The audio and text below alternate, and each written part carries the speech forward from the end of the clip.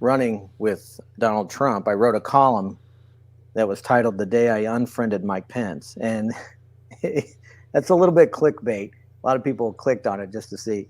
Mm-hmm. Uh, and the only the only reason I titled it that was because of a lunch we had together, in which he told me he was going to run for Congress, and I told him, I said, "You realize that our relationship just changed because I draw cartoons about politicians, and I don't feel comfortable being close friends with somebody I may end up drawing about, right?" Right. And so but I maintain, I'm still his friend. It's just I told him this. I said, just don't mess up because I don't draw attaboy cartoons. If I'm drawing a cartoon about you, it's usually not a good thing. I'm curious. I'm seeing comments over here that says maybe the guys are having internet issues again. They're having technical difficulties. Oh, Kevin really? Thatcher said they're having technical difficulties. Yeah. So are you guys not seeing us or hearing us or something? Because everything looks great to us. Gary's telling an incredible story about Mike Pence, and then I'm looking at all the comments, and I'm not sure that anybody was even seeing that. Are we Um, both freezing up? I don't know. Like I said, it Somebody, looks great. Ray says we just came on. We You just guys showed just up. showed up. We just showed up. I've been riffing So about a story for yeah, we've 7 minutes here. we've been here for 7 minutes. Interesting. Okay. Yeah, I don't So we didn't know. start till 7:07. So Ray you guys says. missed the intro and everything.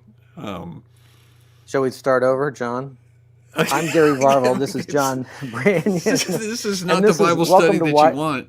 Yeah. it's the Bible study you need.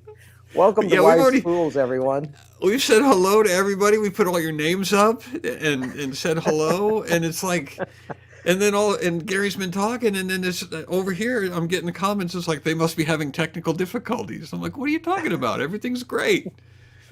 Great. Yeah. So Kevin Thatcher asked me to start over. Well, welcome to Wise Fools, everybody. All right. Yeah, I think what's happened is that the Facebook people could see us, but something was going on YouTube, and so none of Oh, the YouTube okay. people have I seen it. got you. I got you. Um, All which right. is I'm not sure why that happened, Hmm. um, Interesting. but yeah. So Gary, So yeah. So I see that like Word Watcher said great story. yeah, She's watching on Facebook. But all right. right. So I'll readers just for on Tuesday night I went to Indiana uh, uh, Right to Life banquet. And I said that I saw an old friend there that I haven't seen for a long time. His name is Mike. Oh yeah, Pence. Mike Pence was his name. And so he and I were friends back in the '90s. We used to get together for lunch every once in a while. We had dinner together once with the families, and then, but I haven't seen him since before he was picked to be Trump's running mate. So last time I saw him, he was governor. But and Hmm. I'm not suggesting that we're close. I'm just saying that we're friends. And so I was at this banquet. He was in a room where people were getting their picture taken with him. I'm just standing outside. I wasn't important enough to be in that room. And he comes outside and into this other room, and I'm kind of I can kind of see him over the corner of my eye, and then I hear him say, "Well, there's Varvel." And so then we came over. I reached out my hand to shake his hand, and he pulled me in to hug me. And then his wife tells people around him, "It's okay. They're friends. Don't tase him. No Don't kill tasing, him. please." Yeah, Yeah. they're friends. So anyway, Because you can't do so that. we get You to you we, can't grab ex vice presidents or presidents without creating something of a sensation. Because they have yes, Secret Service people. yeah. Yeah. So I they're very inconspicuous, aren't they? I mean, they didn't stand out, and people were around him talking and everything. So it was more loosey goosey, I think, than it normally would have been. But it was fun. It was a great event, by the way. The speaker was Matt Burt, and he played um, for the Ravens the year they won the Super Bowl. He was an offensive lineman, and he gave a great speech. Very funny guy. Hmm. So that was cool. And I like funny and guys. also, I forgot to mention, Colton Dixon was there. Colton Dixon, who is a recording artist and was on American Idol, finished in the top 7, Okay. and he's very good. And that was actually the second time I've seen him, but that was pretty cool. He sang 3 songs for us. It was good. That's all I've got. I hope And everybody you heard that. I'm not saying it again. and, We're done. and you put up your decorations. Yeah. Oh, and one more And thing. My wife yeah, did that. One more thing. I did say, for the people who didn't hear me earlier, there's a parental warning on the chapter we're about to read that's tonight. right. That's right. Yeah. So discretion advised. Yeah. If there's any children in the room, you might want to send them out because it's going to get dicey It gets dicey. in Genesis 19. Yeah. It's definitely PG-13. Yes. If not R, depending on your standards. So, all right. So Genesis 19, it's 38 verses, which is what, 18 apiece, 18 and a half apiece. I'm not good with math. I think it's That'd 18. be 19 apiece, wouldn't it? 38, 19 is 38. Yeah,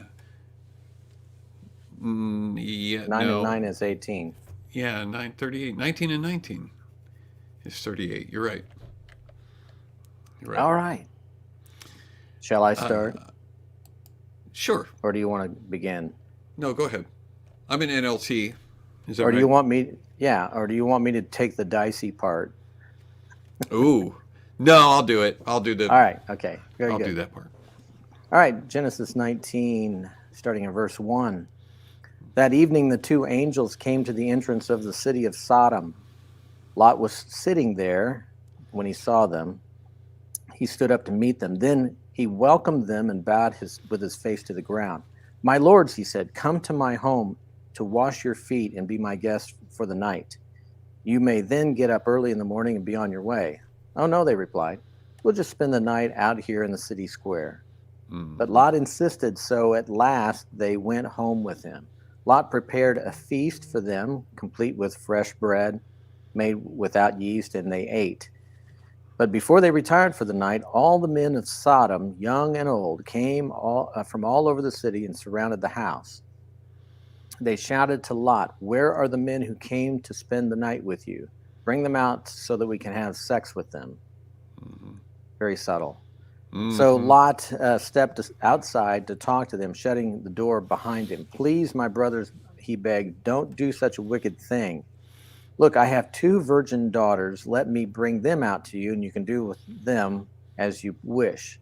But please leave these men alone, for they are my guests and are under my protection." "Stand back," they shouted. This fellow came to town as an outsider, and now he's acting like our judge. We'll treat you far worse." Hold on. All of a sudden, I'm reading off my phone, and it jumped all the way forward. We are having technical difficulties tonight. We are. What verse was I on? All right. 9, verse All right, 9. yeah. I mean, in the middle of verse 9, we'll treat you far worse than those men. And they lunged forward toward Lot to break down the door. But the 2 angels reached out, pulled Lot into the house, and bolted the door. Then they blinded all the men, and young and old, who were at the door of the house, so they gave up trying to get inside. Meanwhile, the angels questioned Lot. "Do you have any relatives here in the city?" they asked. "Get them out of this place, your sons-in-law, sons, daughters, and anyone else. For we are about to destroy this city completely. The outcry against this place is so great it has reached the Lord, and he has sent us to destroy it." So Lot rushed out to tell his daughter's fiancés, "Quick, get out of the city. The Lord is about to destroy it." But the young men thought he was only joking. At dawn the next morning, the angels came insistent. "Hurry," they said to Lot. "Take your wife and your 2 daughters who are here. Get out right now, or you will be swept away into the destruction of the city." When Lot still hesitated, the angel seized his hand and the hands of his wife and 2 daughters and rushed them to safety outside of the city, for the Lord was merciful. When they were safely out of the city, one of the angels ordered, "Run for your lives and don't look back or stop anywhere in the valley. Escape to the mountains and or you'll be swept away." "Oh no, my lord," Lot begged. "You have been so gracious to me and saved my life, and you have shown such great kindness, but I cannot go to the mountains.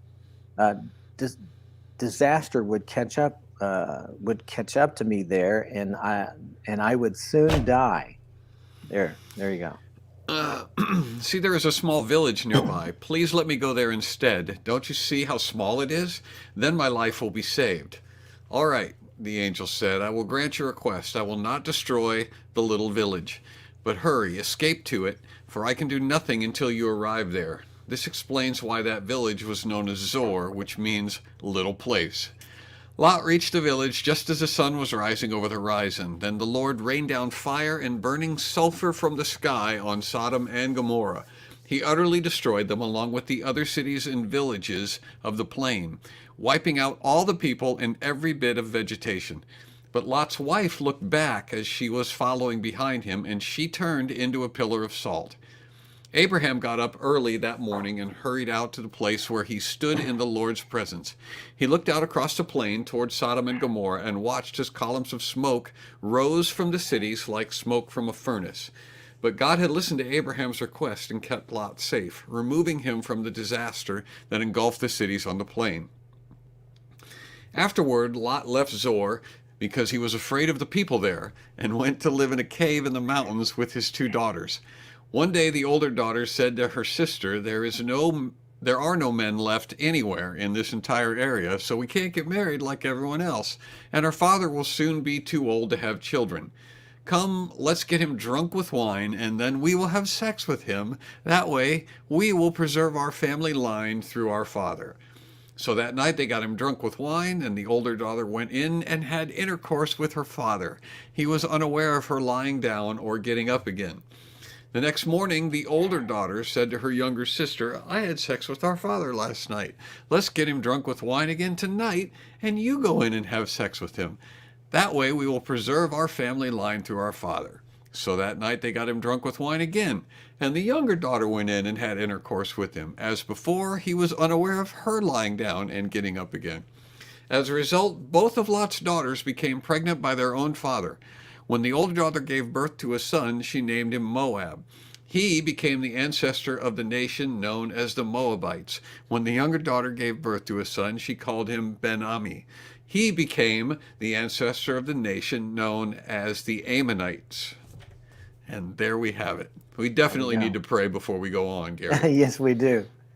And we want to pray for Doctor's daughter. Father, Correct. I thank you for the reading of your word. I thank you for this opportunity to discuss it. We pray that you give us your Holy Spirit's wisdom, teach us, and help our conversation tonight. We pray for Doctor's daughter as well. Don't know her health situation, but the ask for prayer is being asked, and pray that your will would be done. Father, again, we thank you for this time. In Jesus' name, amen. Amen. All right, you go ahead and start. I feel like I need to take a shower, and I'll be back. All right, so, all right, we'll go back to verse 1. So the angels, they come down. So when we left last time in chapter 18, these 2 angels and the Lord showed up and had dinner with Abraham, and then the Lord said that he was going to go down to Sodom because he'd heard things were so terrible down there.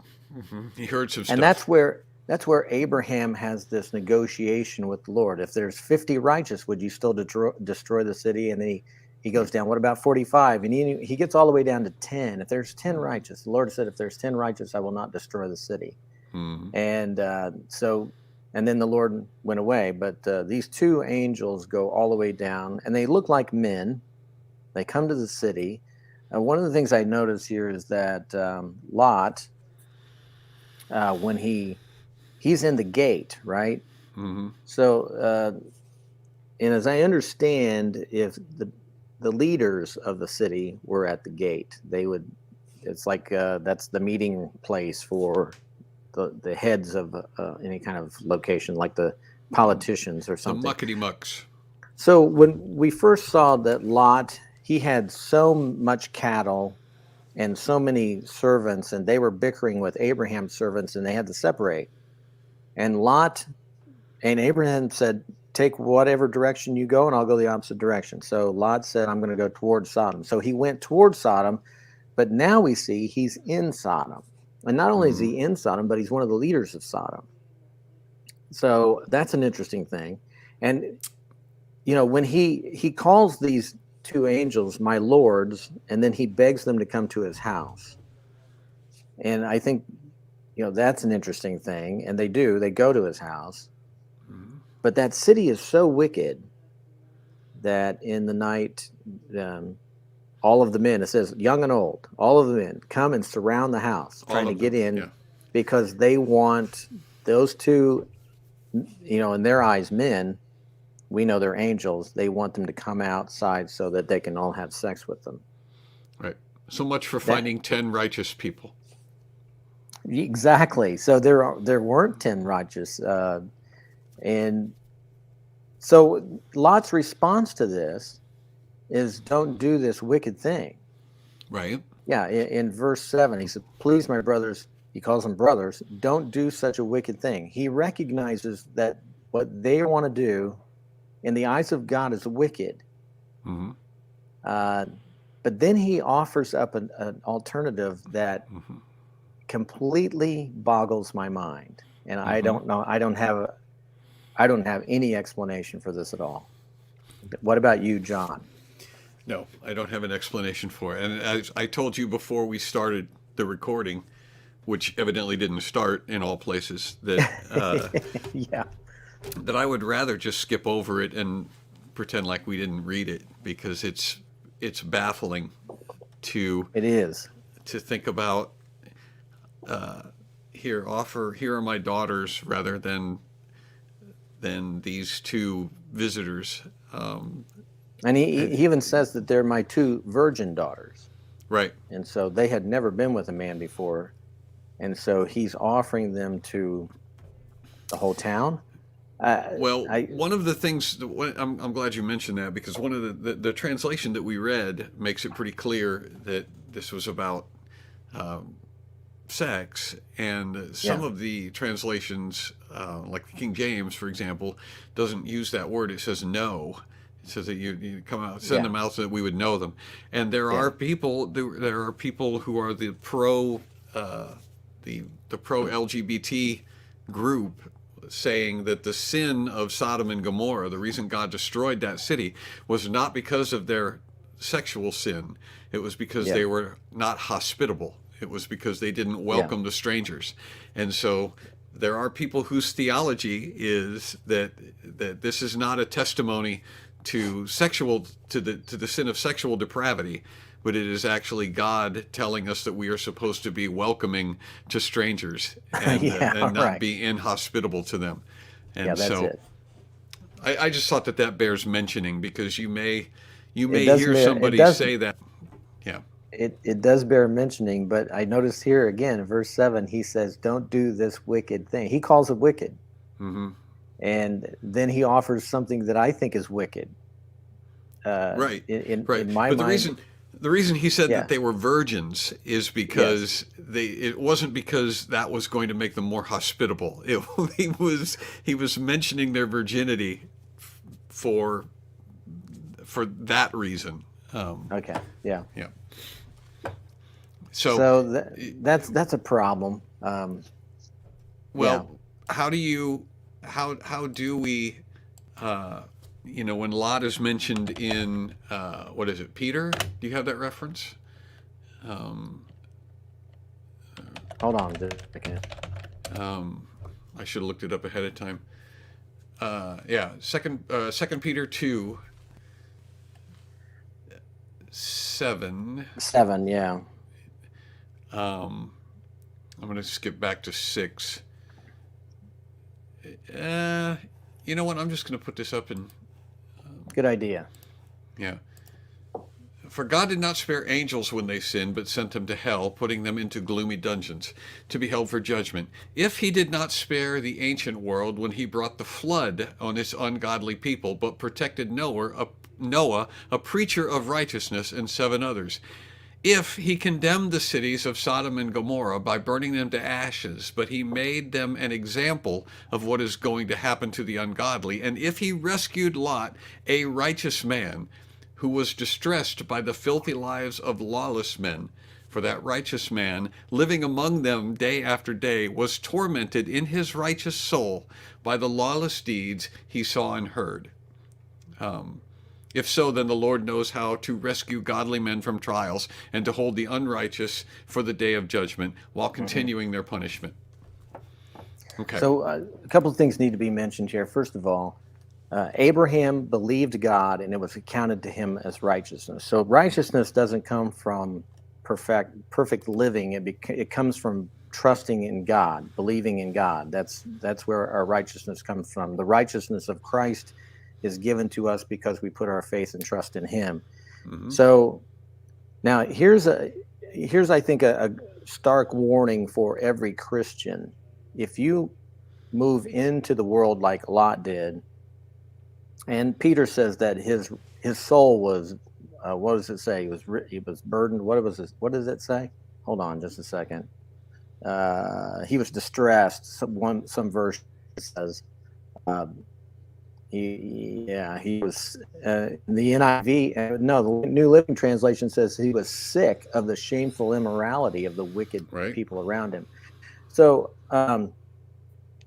I see it this way: he had become so desensitized to sin that when these angels showed up, he recognized, okay, there's more of a sensitivity there. But living among it day after day, it's almost like us who, if we watch television, if you think about the way TV was back in the 60s, when I was young, and the way it is now, I'm talking about back in the 60s, they wouldn't show a couple in bed together, even if they were supposedly married. They wouldn't show like the bathroom. There were all these words that they wouldn't say. Today, we watch TV commercials with men kissing men, women kissing women in bed together in different stages, and those are commercials, which any child in the room happens to see. We have fallen. Now, how did we get this way? It wasn't all at once. It was one step at a time, at a slow pace. I heard, I can't think of his name, Jordan Peterson talking about this, and he's right. He was just saying the very obvious. He says, what happens with the culture is they'll push you until you start squealing about it, and then they stop. They don't back up. They just stop right there.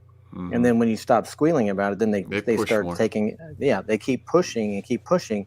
And all of a sudden you look up and you're miles from where you started from because you have not taken a stand and stayed. You've taken a stand and you back and stayed. You're constantly retreating, and that's what's happened to America and the world.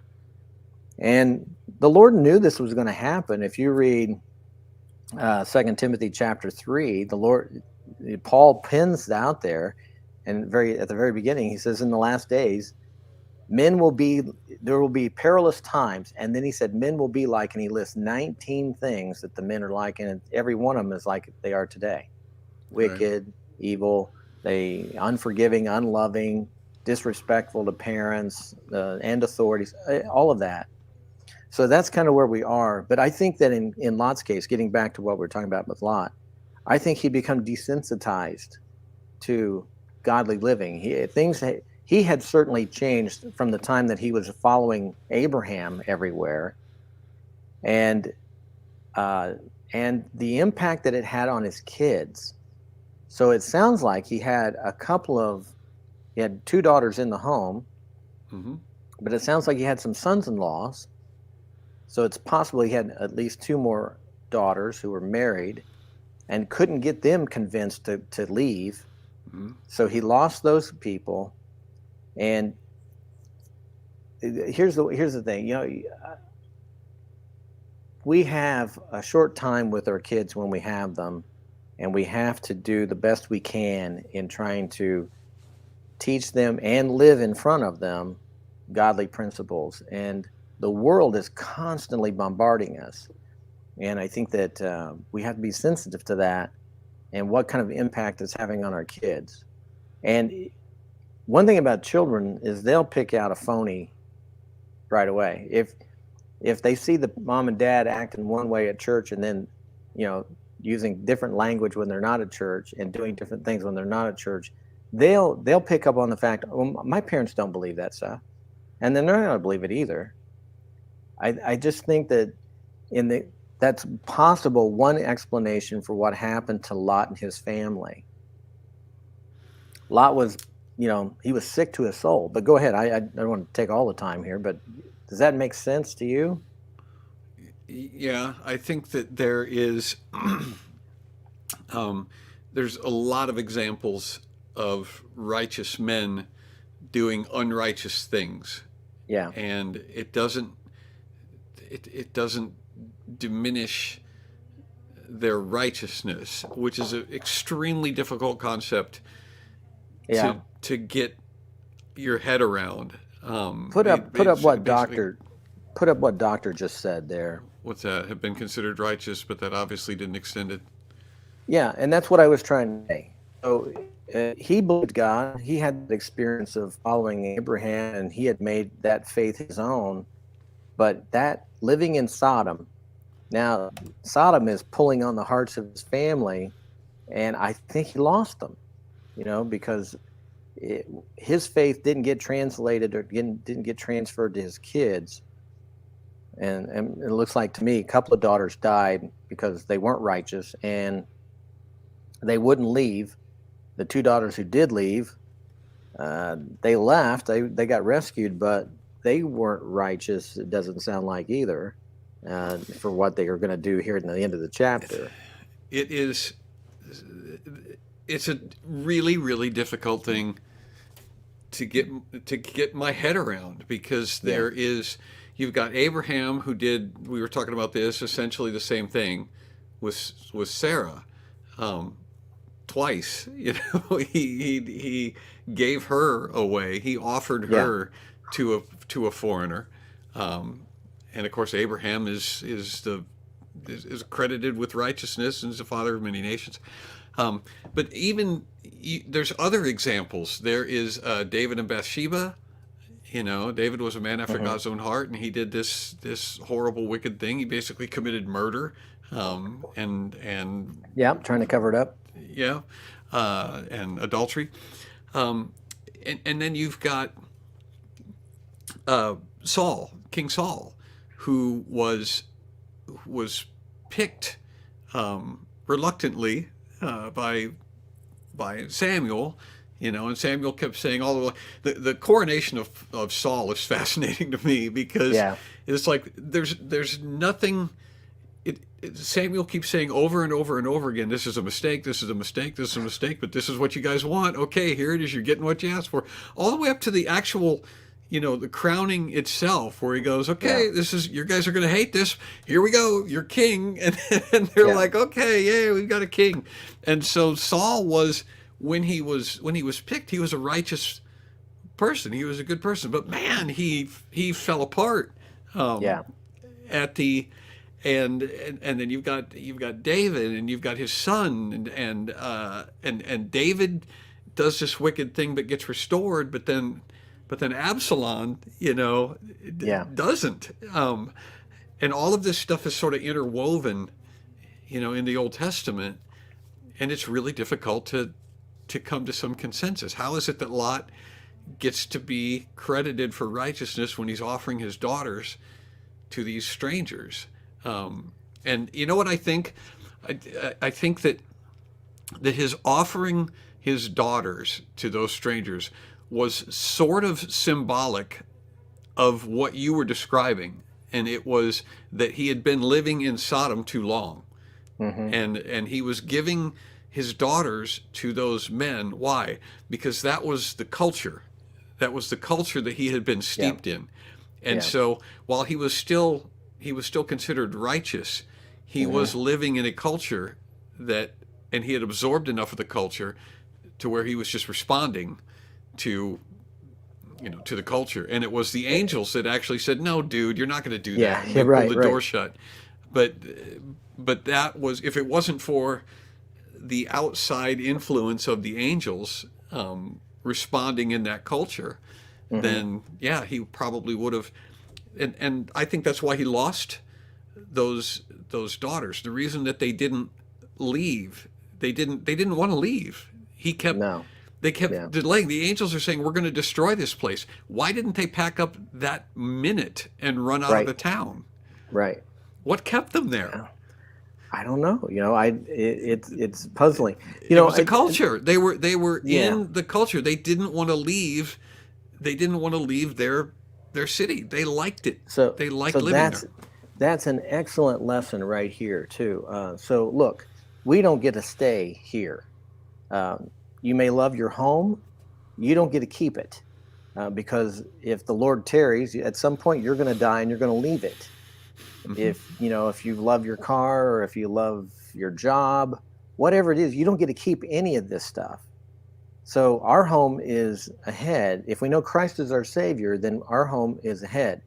And we shouldn't let something in this world tie us down so that we would never want to leave it. So when the Israelites were in captivity in Babylon, and after the 70 years was up, and then they were allowed to go back, lots and lots of the Jews they had been in Babylon for 70 years. They had homes, they had probably planted, they owned some land. They didn't want to leave. So a lot of them didn't leave. And you find that one of the epistles that Peter writes, he mentions that the elect here in Babylon bid you hello or whatever. I mean, so he gives them greetings. So he must have gone to Babylon to talk to the Jews who were there to tell them about the Messiah, and which if they'd have come back to the homeland, which they were supposed to do, they would have probably seen, but they missed it. That happens when we get entrenched in whatever culture that we're in. And remember what 1 John chapter 2, 15 and 16 says, don't love the world or anything in the world, because the love of the world is enmity toward God. In other words, don't get so attached to the stuff here. And what happened to Lot was he got so attached to Sodom, and his family loved Sodom. They didn't want to leave. And they had to be dragged out. The angels had to take them by the hand and drag them out. Drag them out. And then, of course, one of the other warnings was don't look back. And Lot's wife looked back. So the question is, why did she look back? Well, what does it mean to look back? Because Abraham looked out and he saw the smoke and he saw the destruction, and he did not turn to a pillar of salt. No. But in the case of, what the Apostle Paul said was, forgetting those things that are behind, he's pressing on toward the mark. So they really were supposed to forget what was behind and get out. But when the destruction happened, she was the only one who turned around. So it's, for one, she didn't believe God. She didn't believe the angels who said, don't look back. She didn't believe that. And two, she looked back probably because her home was being destroyed. Right. That's what I think it was. I don't think it was a glance over the shoulder.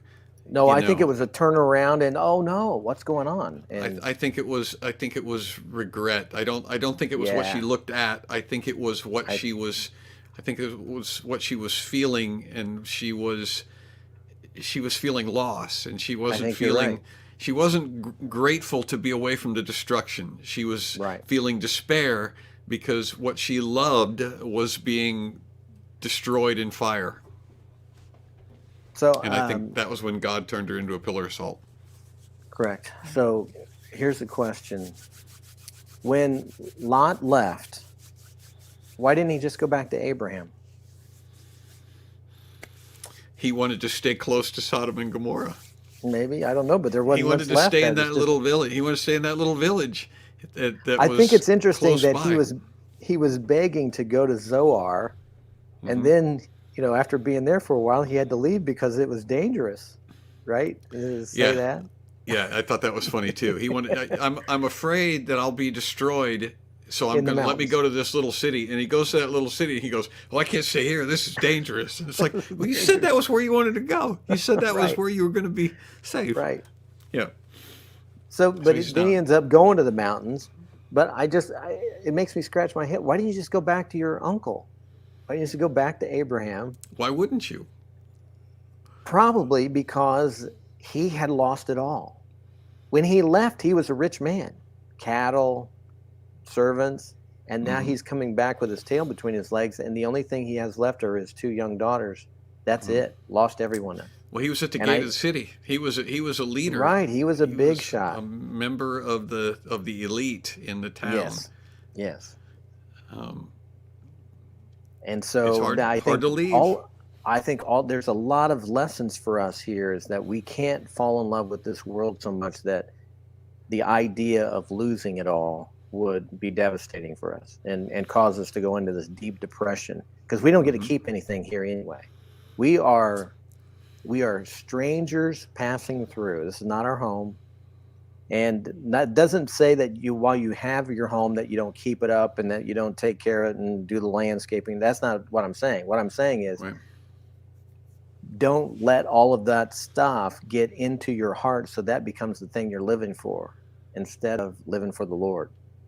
And I think that in the case of Lot and his family, they were living for Sodom. They loved it there. They had all the great stuff there, and they were putting up with all of the shenanigans. And that really, I mean, you can look at this chapter and you can identify with today. I Yeah. find it interesting that I'll repeat this in Luke chapter 17. Jesus says, as in the days of Noah and as in the days of Lot, so shall the coming of the Son of Man be. And in the days of Lot, he says they were eating and drinking, and they were selling and they were buying, and so they were doing business. Business as usual. Yeah, but Right. there was wickedness, and again, it says, it does say, in Second Peter that there was righteousness. So I think Lot was conflicted. I think that the Mhm. I think that he was vexed by the wickedness in the town, but like you Right. observed, he was Yeah. still reluctant to leave, and for Yeah. whatever reason, possibly that he thought he could fix it. He maybe thought like Abraham did. You know what? Maybe there's 10 righteous people here and I can work with them and we Yeah. can revitalize this city. Maybe. I don't know. But I think that doesn't seem I very far-fetched to me. I think that's an excellent point. So is it possible that he saw the wickedness that was going on in the city and thought, well, if I'm one of the politicians, maybe I can cause some change here. Yes, I think that makes sense to me that a Yeah. righteous So man would do that. yeah. So here's a thought. I think that there have to be Christians in politics. I think probably we're hurting as a country because we didn't have enough Christians in politics. But Right?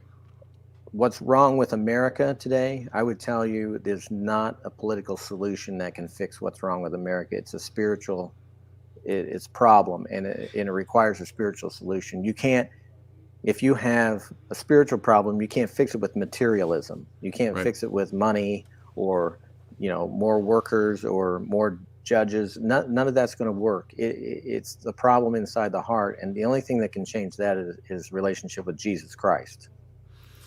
I think that you are onto something, and I wasn't necessarily planning to talk about this, but if if you take politics, or I think education, if you take Hmm. the public school system, which is corrupt and rotten, and Yes. it's so rotten that now pagans, people who aren't even necessarily Christian people, are going to school board meetings and they're saying, what's wrong with you people? You can't, Yes. what are you Yes. doing? What are you teaching our Right. children? And these are people Right. who are not believers. That's how Right. corrupt it is. Yeah. And so I've had this conversation with public school teachers, and it's awkward. And I always try to preface it and say, look, I am not saying that there are not public school teachers who are good Christian people with Right. excellent intentions, Yep. to try to reform or revitalize school, but Mhm. I feel like it's Sodom and Gomorrah. I feel like it Mhm. is like it's Sodom, and it's destined Mhm. for destruction. And Mhm. they're calling for, send those men out to us so that we can do what we want with them. That's the public school Yeah. system. And so you've Yeah. got good teachers there who are trying to, oh, I think we can, I care about these people. I care about my students. I care about, I'm standing on these principles that are good principles. But Mhm. I really feel like the angels are grabbing you by the hand and saying, nope, you've got to get out of here because That's a good point. we are going to blow this place up. And That's a good point. it's very difficult to do.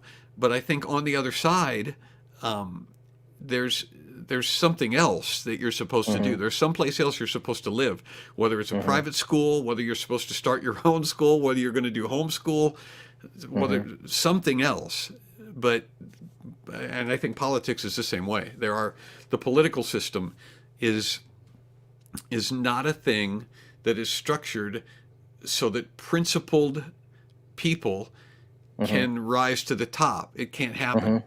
Mhm. Just an hour ago, I was talking to Gabe Wrench on a different podcast, and I said, I don't think that a person who gets to a level of where he's actually able, or she is actually able to compete to be the president of the United States.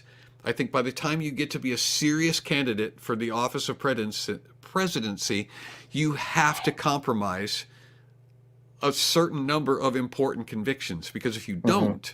if you don't, then you will be cast as somebody who is too narrow-minded to be able to Right. rule the entire country. Right. Exactly. Oh, you Yeah. you don't believe homosexuality is a sin? You can't be president Exactly. because that's Right. too narrow-minded. You're not going to Because be you got to able be to. the because you got to be the president of everybody, not just the Exactly, Christians.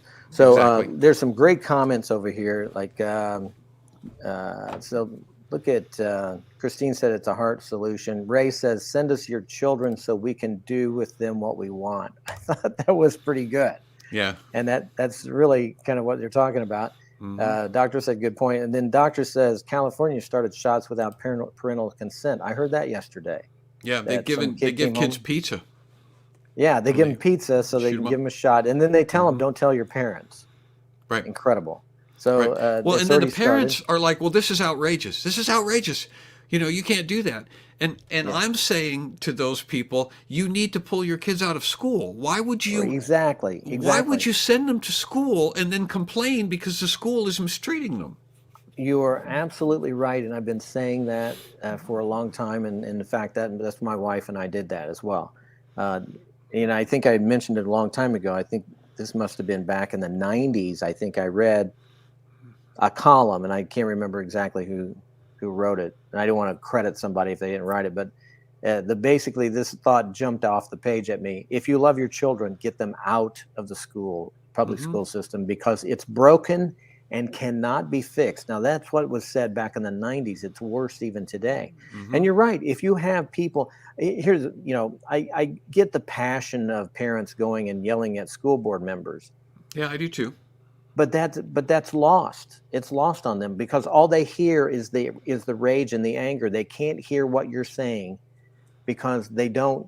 It's like they're blinded. They think they're doing the right thing for your kids. Right.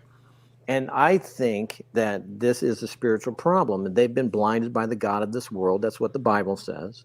And so they're only doing what they think is right, but they've got the wrong mindset. Right. And that doesn't change by just trying to yell at them or trying to get them to see what they're doing is wrong.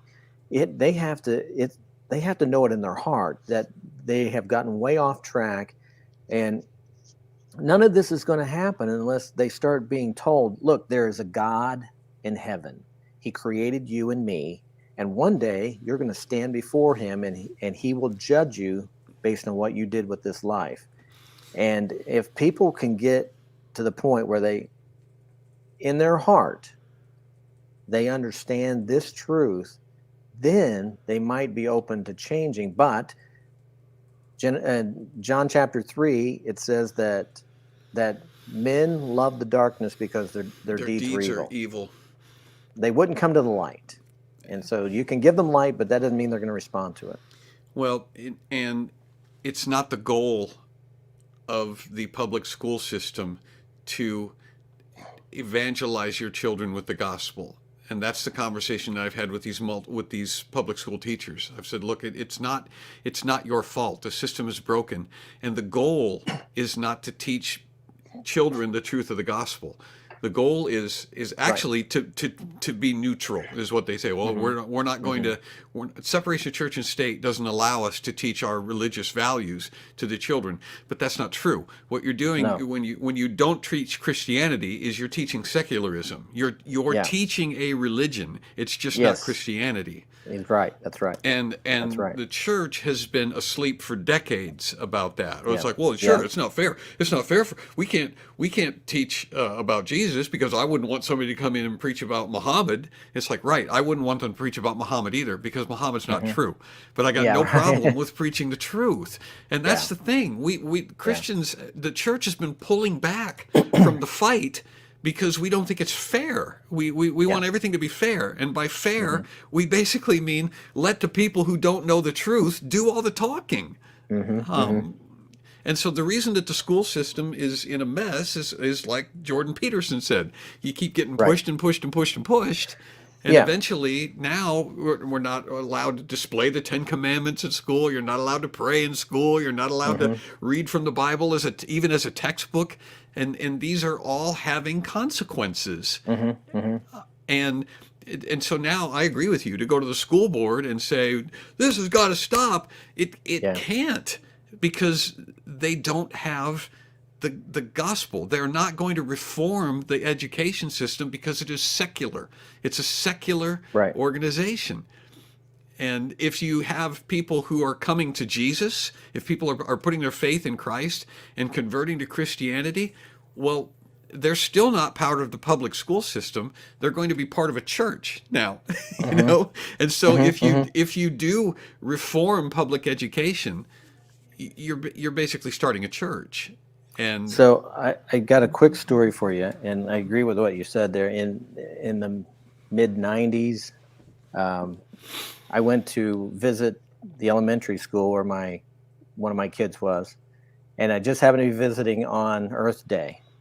Okay, so I watched a little bit of their stuff in class, and then they went outside and they were going to plant a tree, and then they sang a song to Mother Earth. To Mother Earth.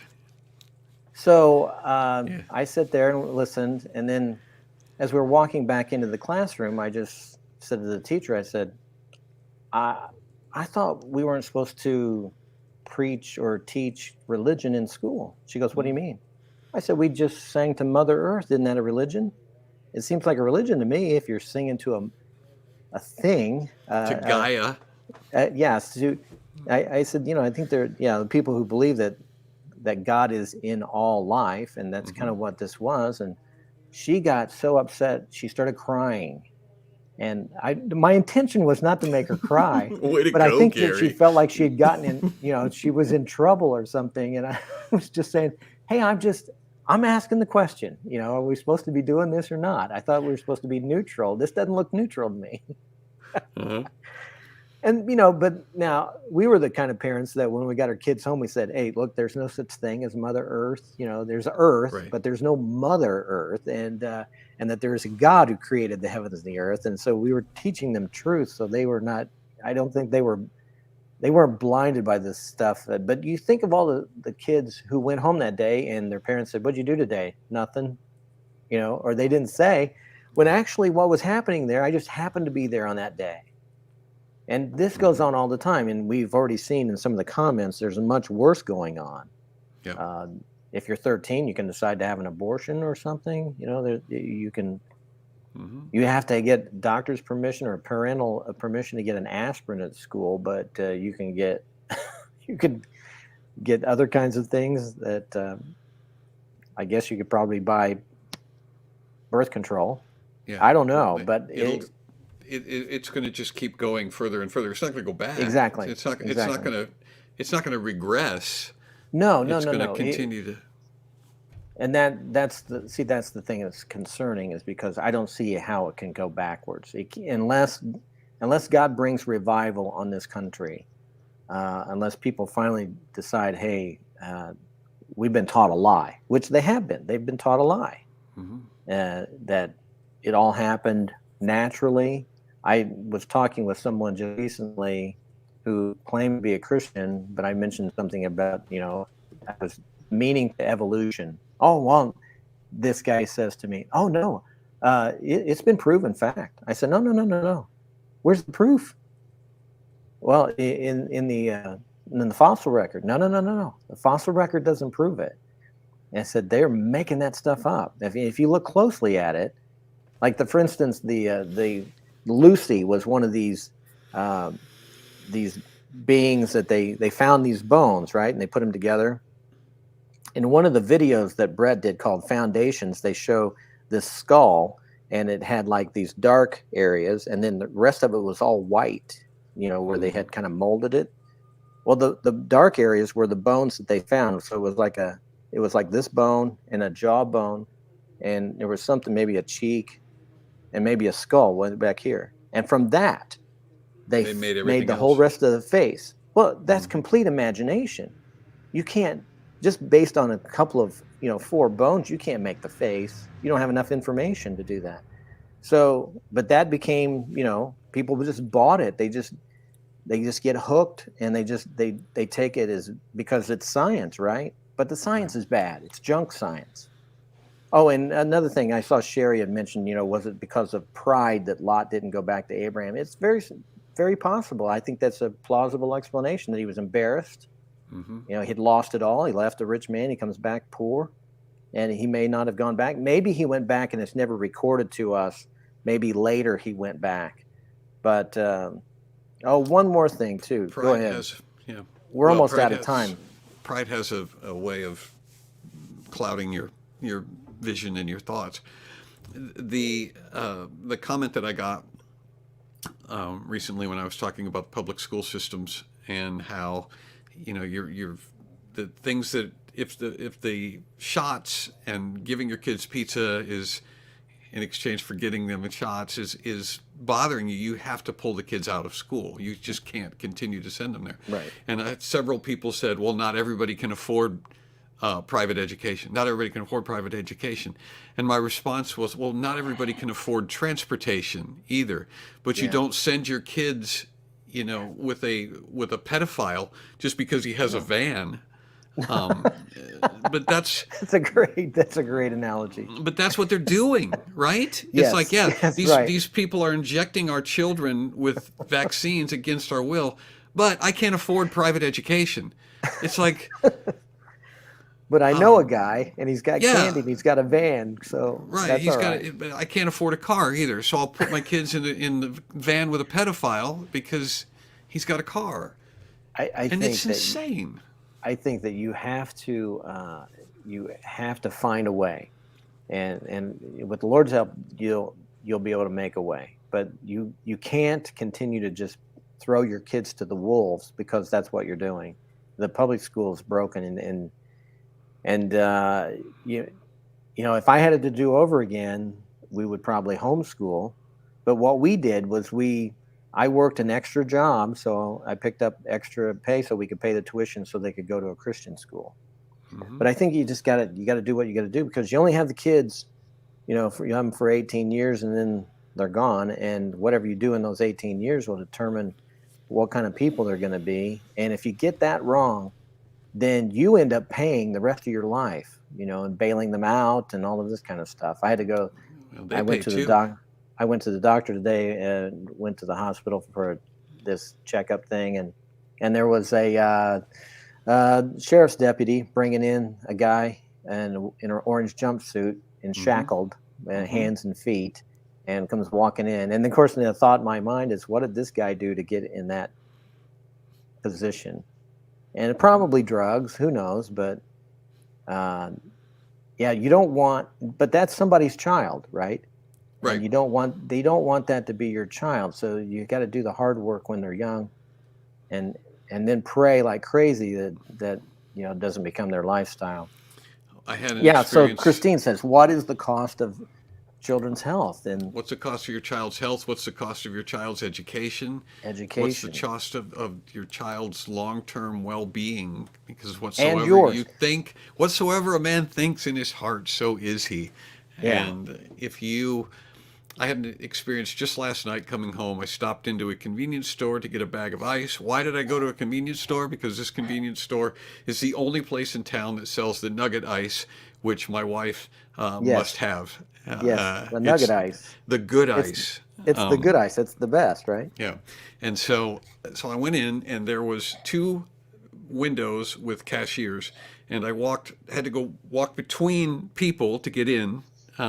Got my ice, stood in the second line. There was two people in front of me. The lady in front of me was buying some sort of vape device, and it took her forever. I could have closed on a house in the same time that it took her to buy this device. So we waited, and she finished up, and she finally left. And then the lady in front of me bought whatever she was buying, lottery tickets and cigarettes and all that sort of stuff. And then finally she got out of the way, and then I moved up. And as I moved up to the window, the guy in the line who had two 32-ounce blue Slurpees, one in each hand, freaked out. Started throwing F words. I've been standing here effing. You told us to wait. She's yelling at the lady behind the cash. You told us that this is where we needed to stand for it. Freaked out, made a scene. And Mm. so I just backed away from the window, and went like this. And she said, "Come on." And so he came over, and there were three other people in that line. So they all came over and got in front of me. And as he was paying for his drinks, he continued to swear. He continued to Oh, mutter. He just had a fit. yeah. And he took his drink and walked out. He was cussing all the way out the door. And I thought to myself, okay, there's a guy who has not been blessed by the adults in his life with the Hmm. ability to empathize with other Exactly. people. Right. Yeah. It's the ability to look and see, okay, what's really going on here. You Yeah. probably did get the short end of a stick. They probably did tell you to stand in that line, and then for Yeah. whatever reason, there was nobody there to take your order, and that's Yeah. not the way it should be. But I didn't know that. I just came, he saw me come in. I only came in a few minutes ago, and Hmm. I wasn't privy to any of this information. Um, but he lost it. He just Hmm. completely has no idea how to interact with people, no idea how to express No. himself with any sort Right. of level-headed Right. and civil tone. And that's a guy who's going to struggle for his whole life. That's a guy Exactly. who's going to have a really difficult life Exactly. because he's going to encounter other people like himself. And Yeah. when somebody like him, if I'd have been a guy like he was, and the two of us were now Yeah. fighting for who was Right. going to get to be in line, Right. that would have been ugly. That would have And been then ugly. we both So, would have went to jail. so I wrote about the school shooter last week in my newsletter, and I talked about how does a kid get that way, and so it little by little stories started coming out about that school shooter that his neighbors said that his parents would leave him at home alone when he was 8 and 9 years old. They'd go out bar hopping, and he would just Hmm. be there at home. And sometimes he'd come over and knock on their door and say, "Could they didn't leave me a cell phone? Could you call my parents?" Now this was the kid, and this is his home. This he grows up with this. Then the other thing is another neighbor said that they would give him anything he wanted. And so if you can spoil a kid, he asks for something, you just give it to him. There's no Hmm. discipline. And then the other thing is you just leave him alone like a pet, like he's a dog or a cat. You just leave Right. him home alone. Uh, so the kid gets to thinking, he doesn't have any empathy because he's not receiving any empathy. Right. And little by little, years of this kind of stuff, you can see the photographs of him when he was very young, and then you see the photograph of him in his orange jumpsuit, and wow, what a change. You can see that the innocence is gone. When he was young, he looked I had this innocent look in his face, and now he doesn't. And the other thing is that he said that he wrote the reason he got taken to the principal's office was that teacher saw a note which he had drawn a gun and a body, and then he wrote, "The Hmm. thoughts won't stop. Help me." Yikes. And it reminded me of Nicholas Cruz. Nicholas Cruz was the school shooter at Parkland, Florida, several years ago. And he said that he was hearing voices telling him to do what he did. Mm-hmm. Now, that to me is demonic activity, and that is very real. And I think that you can't discount that at all. That doesn't excuse what the kids did, but it kind of explains how they got there and what needs to happen. If you're a parent of a child, you're going to have to sacrifice a lot of stuff that you want to do because you've got to include your kids. You've got to be with them. You got to. And what I said in this column was, you can either. I titled it "How to Make a Mass Murderer or a Model Citizen." And so I gave like 5 points on how to create a mass murderer, possibly. And then I gave 4 key points from Scripture, from Proverbs, on how to create a model citizen. If you want that, you have to go to GaryVarvel.com and I wasn't ready sign up for my newsletter. But the stuff that I learned a long time ago, our kids need to hear 3 main things from their parents. And I think especially their father, and that is, I love you, I'm proud of you, for nothing. And then also, you're good at, and then you got to encourage them in something that they're interested in and they're good at. Everybody wants to be good at something, and you have to nurture that along. It's like a seed, and you have to water that seed and help it grow. Right. Well, and it is a thing that takes a lifetime. It's not you can't raise your children, in half an hour a day. No, it takes time. It takes lots of time. Yeah. And there is an investment that has to happen. And when we send our children to public school, they are being influenced and raised by people other than ourselves who do not share our values. And exactly, we can't do it anymore. There was a time, maybe a generation or two ago, where there was sort of a Christian, vibe that was kind of shared by everybody, in America. And we didn't necessarily have exactly the same theology, but everybody kind of understood that going to church was a good thing to do. But that's not the way anymore. Church people are the enemy, and Christianity is the enemy, and there is a hostility towards our faith. We're not seen as the good guys anymore, and so we're sending our children to be into that environment, to be influenced by that environment, and they are spending more time with pagans than they're spending with us, and that can't continue. You'll lose your kids. You'll lose your kids. Yeah, you will. And then not only will you lose them, but then it causes you grief and pain. I mean, Proverbs talks a lot about that. If you have a child who's a fool, that it brings grief. Yep. And you don't want that. So you have to do some of the heavy lifting when they're younger so they don't become foolish. And another word for foolish is stupid. And stupid not being uneducated, stupid as in they just have they're brainwashed and they believe all the wrong things. Ronald Reagan said that my liberal friends, it's not that they are ignorant, it's just that they know so much that's not true. It's not so, yeah. That's not so, yeah. Well, and there's also you become the person in the gas station who doesn't know how to respond to injustice other than to just start swearing and yelling at people. And that's so painful. I feel bad for that person. Well, I am I'm convinced that we have to be separating ourselves from the world, and that's not to say that there's not a place for evangelism, but I think the evangelism era has thrown things completely out of balance, and we are not paying enough attention to the people that God has given us, in our immediate families, in our immediate circle. We have lost sight of the people that are closest to us. So I've got to ask, because I don't know, I can't figure this out. COGS, what's that stand for? Do you know? I'd have to look up the acronym. Cogs. I should know because I have a feeling it is part of a discussion in. If we wait here long enough, they'll tell us. Trying to work out what Gogs was or Cogs. Ray thought it was funny, but Yeah, somebody tell us what it is, and we'll put it up.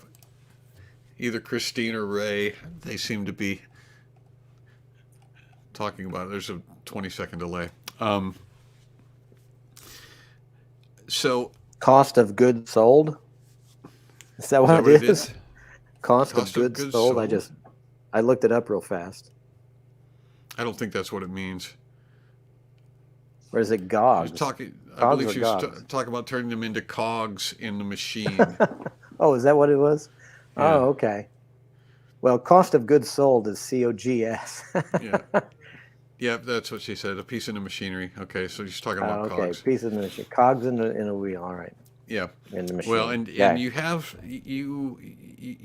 a whole society now that can't even hardly imagine bringing their children home or educating them children themselves, because a lot of people think that homeschooling means bringing public school into your house, and it's not that. It's a no.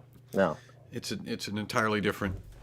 And there's a lot of help out there for people to homeschool. There's a lot of help. Oh, one last thing before we leave this. You can go to our church on Fridays. From 9 to 12 at Fairfield Christian Church in Kokomo, Indiana, is our little homeschool environment. And so if you just if you're just curious about what homeschool looks like, you'd like to talk to somebody who's actually doing homeschool, go to Fairfield. You will run into my daughter, and you will be able to ask any questions. You will be able to observe homeschooling. You will be able to see that there are children pitching fits and being distracted and not doing their homework correctly, and all of that is part of the experience, and it's good. Which they're gonna see that in the public school. They're gonna see kids acting up and doing all kinds of stuff. One last thing before we leave this text. So the end of this chapter. So the Lot and his two daughters end up in this mountain area, and the two daughters get thinking that's a problem. And hey, we need some descendants, and we're not going to have that because we're not around any men, and so our dad's here, so let's do this. Yeah. He wouldn't do this on his own. Let's get him drunk, and then we'll have intercourse with him. And of course, they did. Both of them did, and one of them gave birth to Moab, and the other one gave birth to Ben-Ami. And they became the father of the Moabites and the Ammonites, who were both enemies of Israel. So the message here, so Abraham has sex with a woman, not his wife, and gives birth to Ishmael, who becomes the father of the Arabic race, and the Arabs are all hate their brother Israel. They hate him. Right. And then so here we have again a sinful relationship between father and daughters, and produces enemies of Israel as well. The message is very clear that in this case, don't get so drunk that you don't know what you're doing. In Ephesians 5:18, I believe it is, it says that don't be drunk with wine, which leads to debauchery, but be filled with the Spirit. Right. And so, in other words, we're all going to be controlled by something. It'd be better to be controlled by the Spirit instead of by wine or alcohol. That's not good. You don't get good results. I have had that conversation with my children when they were growing up, and they got to be junior high school.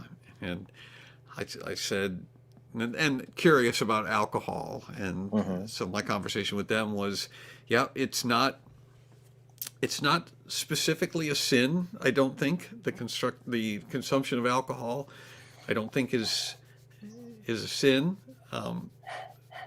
But I will tell you that I have never heard anybody stand up and give any sort of an acceptance speech or any sort of a biological report on. I've never heard any successful people stand up and say, "I would not be standing here before you if it wasn't for," and then hold up a bottle of Jack Daniels and say, "If I Yeah. hadn't started drinking at an early age, I don't Right. think I would have been able to accomplish what I've accomplished." I said, That's I right. have heard many, many people say, "If it wasn't for this Jack Daniels, I would have succeeded Yeah. earlier, or I would Yeah. not have had to endure whatever tragedy or trauma I am Sure. testifying to you today." And I said, Sure. so just think about that. I mean, Yeah. Usually the people are recovering from that, you know, and if you're yes, having to recover from something, it'd be best not to partake of I, it at all. I've heard lots Donald of people Trump. talk about how it screwed up their life. Yeah, Donald Trump had a brother who died early, and his older brother told him, "Don't ever get started drinking and smoking because it'll ruin you." And so Trump never did. yeah. I don't think he And drinks at all. no, he doesn't drink at all. Yeah, So, and there's wow, so it's 16 after, for so I what it's guess we worth. need to cut this off. But this has been good. I think we got through it unscathed. Yeah, we did. I don't think I even blushed, which No. I was hoping not to. I was hoping to keep the blushing down. Uh, Next week, chapter 20, correct? Next week is chapter 20, and then we'll talk And about whether or not we're gonna go one more time before Christmas, or whether we're gonna okay. And in chapter 20, we get to see Abraham make the same mistake again. And so we'll save that till next time. Little chapter 20. teaser. Yep. All right, everybody. Thanks for being here.